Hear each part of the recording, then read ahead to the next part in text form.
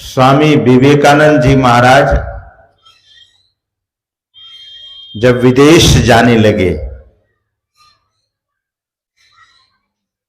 तो समुद्र के तरंग पर उनको श्री रामकृष्ण परमहंस जी महाराज का दर्शन होने लगा। जब वे समुद्री जहाज पर सवार हुए थे, गुरु ज्ञान का प्रचार करने के लिए 7 समुद्र पार गए स्वामी विवेकानंद जी महाराज। उस जमाने में, जिस जमाने में हवाई जहाज लोगों के लिए नामुमकिन था, तो समुद्री जहाज से वे गए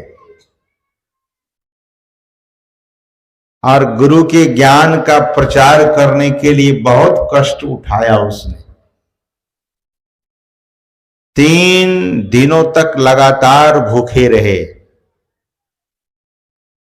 शिकागो शहर, जो बहुत महंगा शहर था, भारत के कुछ भक्त लोग पैसे इकट्ठे करके स्वामी विवेकानंद जी महाराज को दिया था कि आप विदेश जा रहे हैं और वहां तो कोई जान पहचान नहीं है, विश्व धर्म सम्मेलन में आप भाग लेने जा रहे हैं और भारत का प्रतिनिधित्व करने जा रहे हैं। हम सबों के लिए आप गौरव हैं, हम गौरव महसूस करते हैं।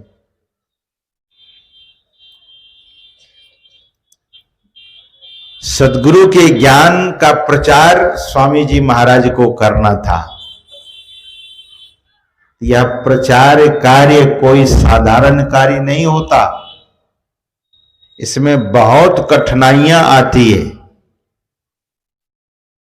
और साधु का जीवन तो ऐसा ही होता है, कभी घृत घना, कभी मुट्ठी भर चना, और कभी उसमें भी मना। कि प्रचार कार्य ऐसा है कि कहीं बहुत सम्मान मिलता है और कहीं बहुत अपमान भी मिलता है। कहीं भोजन मिलता है बहुत बढ़िया और कहीं चना खाकर रह जाना होता है, और कभी उपवास करके रहना पड़ता है।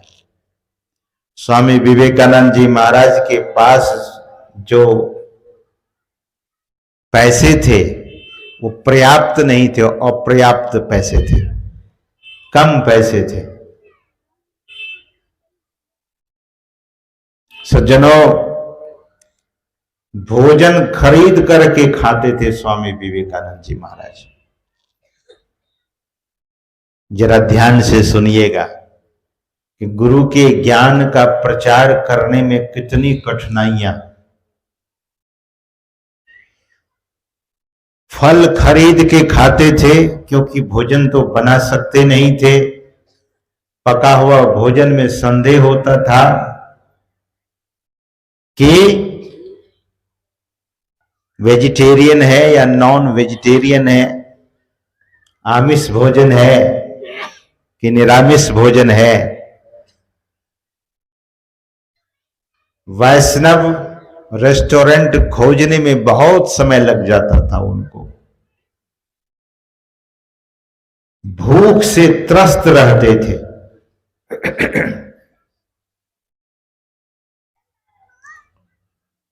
भूख इतनी लगती थी, नहीं मिल पाता था भोजन, तो पार्क वहां बना हुआ होता था। पार्क के बेंच पर स्वामी विवेकानंद जी सो जाते थे, भूखे सो जाते थे। वहां किसी धर्मशाला में नहीं रुके थे वे, क्योंकि उतने पैसे नहीं थे। कोई होटल में नहीं रुके थे, कहीं भी सो जाते थे।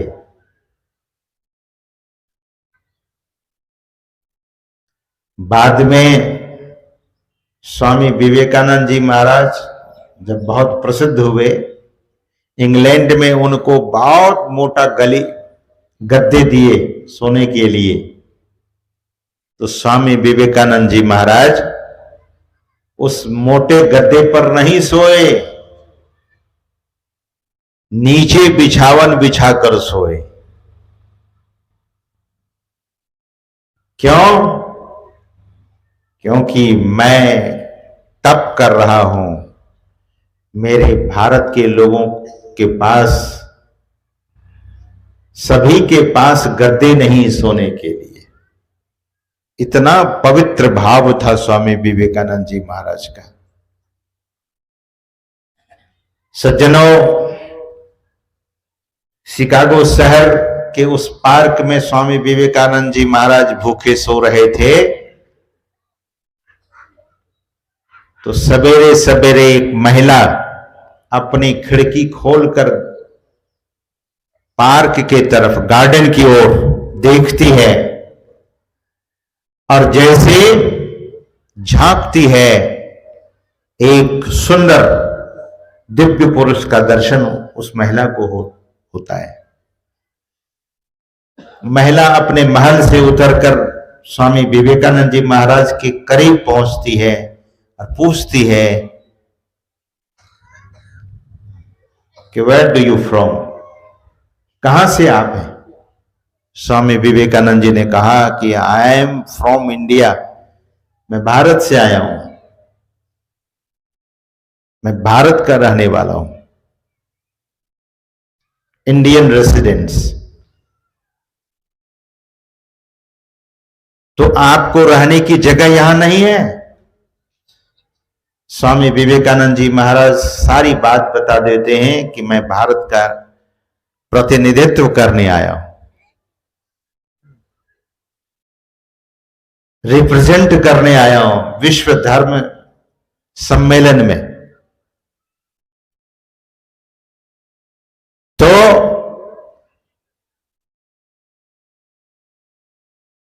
वह महिला ने कहा कि क्या आप मेरे घर में रुक सकते हैं, मेरा अतिथि बन सकते हैं? मैं आपको रहने के लिए अपना घर दे रही हूं, क्योंकि आप भारत से प्रतिनिधि बन करके आए।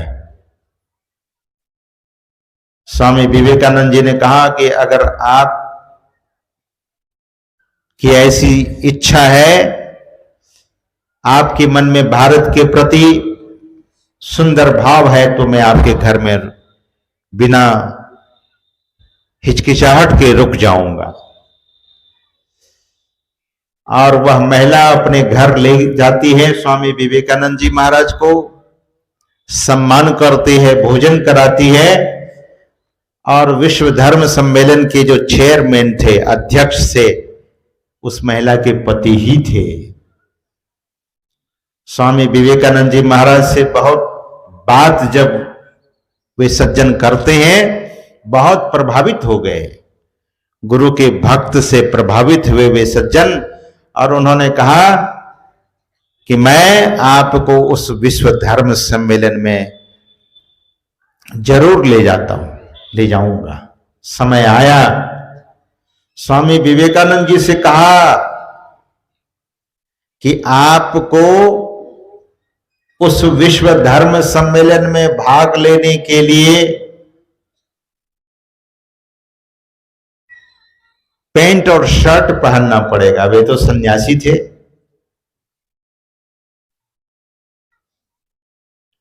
शर्ट और पैंट पहनना पड़ेगा महाराज। स्वामी विवेकानंद जी महाराज ने कहा कि मैं पहन लूंगा, अगर ऐसा कंडीशन है। तो पैंट और शर्ट स्वामी विवेकानंद जी पहनते हैं, और सिर पर कहा कि हैट लगाइए, विदेशी टोपी पहनना पड़ेगा।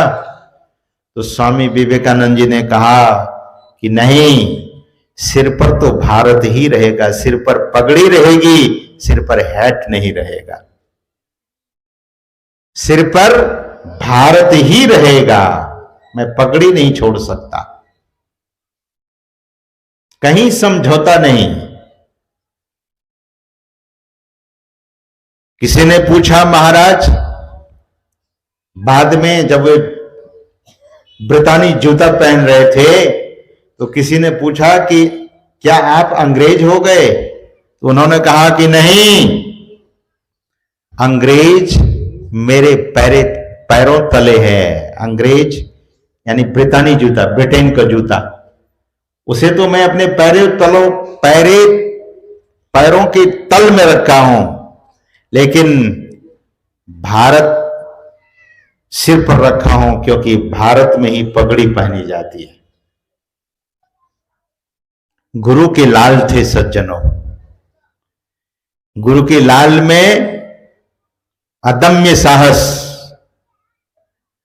स्वामी विवेकानंद जी महाराज जब विश्व धर्म सम्मेलन के मंच पर पहुंचते हैं तो बहुत लोग हंस दिए, ये कौन है लाल सफरन पगड़ी पहनने वाले?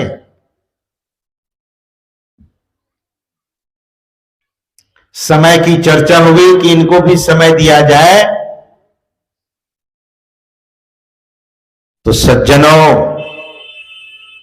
ऐसा सुना जाता है कि स्वामी जी महाराज को मात्र 5 ही मिनट समय दिया गया था, और 5 मिनट समय देकर कहा गया कि अब भारत रिप्रेजेंट करेगा। भारत का जो रिप्रेजेंटेटिव आया हुआ है, अब भारत रिप्रेजेंट करेगा धर्म का। सज्जनों, स्वामी विवेकानंद जी महाराज का नाम लिया गया और स्वामी विवेकानंद जी महाराज माइक के सामने जाकर खड़े होते हैं। वहां बैठकर भाषण नहीं दिया जाता था, माइक के सामने जब खड़े हो गए तो सिंह की तरह पूरे पांडाल में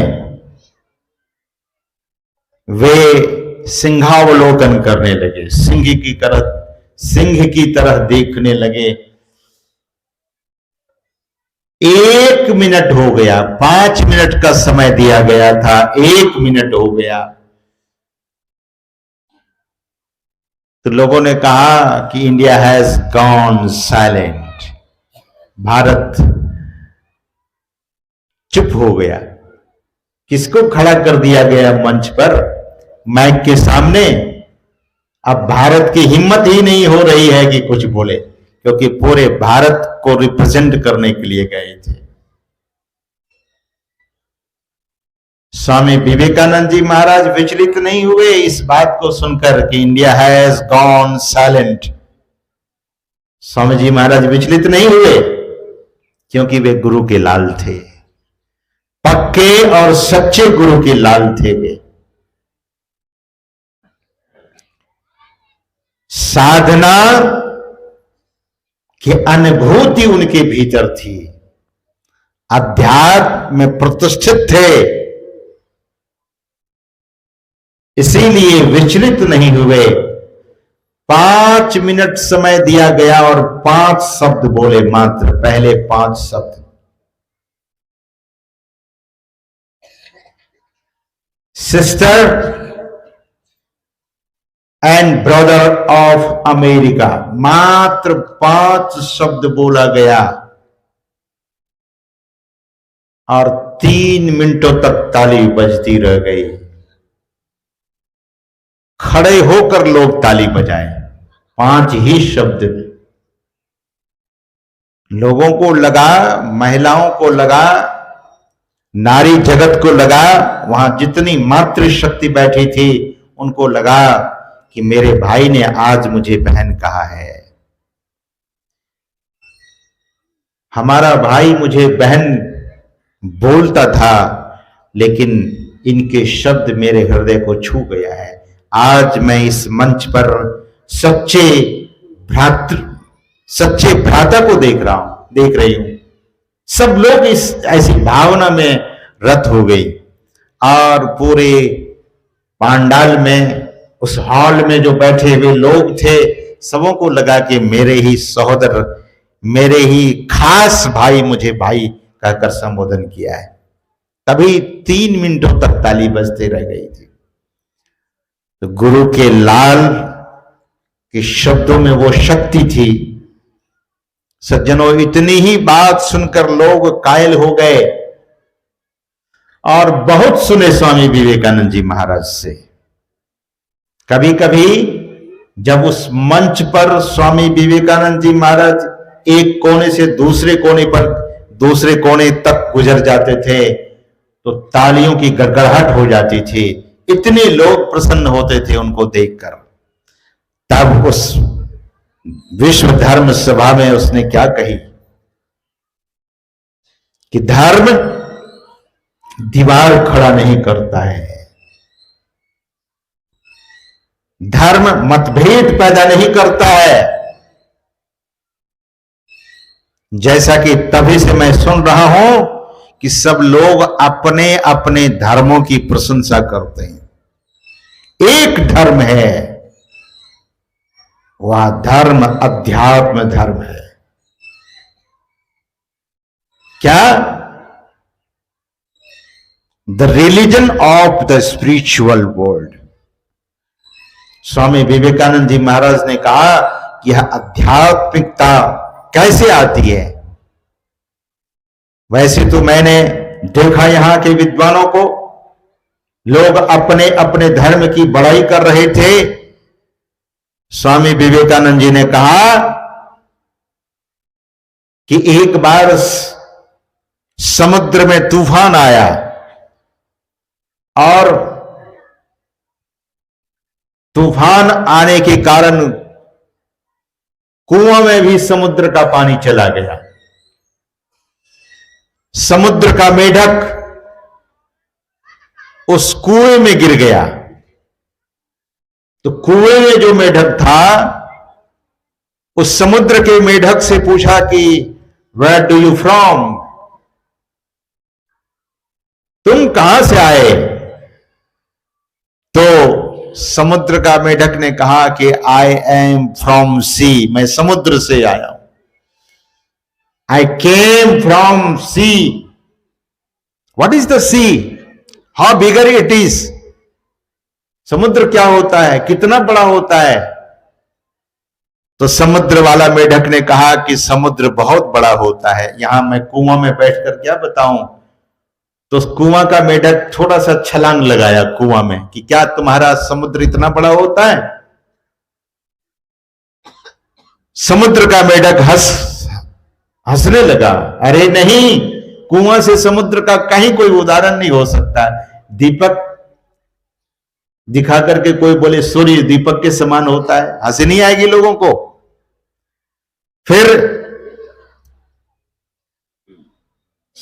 कुआं का मेढक आधे कुआं छलांग लगाकर पूछता है कि क्या तुम्हारा समुद्र इतना बड़ा है? समुद्र का मेढक ने कहा कि नहीं। तब इस किनारे से दूसरे किनारे तक छलांग लगाकर कुएं का मेढक ने कहा कि क्या तुम्हारा समुद्र इतना बड़ा है? तो समुद्र का मेढक ने कहा कि तुलना नहीं है, यू कैन नॉट कंपेयर, तुम तुलना नहीं कर सकते। समुद्र और कुआं में कहीं कोई तुलना नहीं है। सज्जनों, स्वामी विवेकानंद जी महाराज ने एक इलस्ट्रेशन दिया है, एक उदाहरण दिया कि भारत का जो अध्यात्म धर्म है वह समुद्रवत है।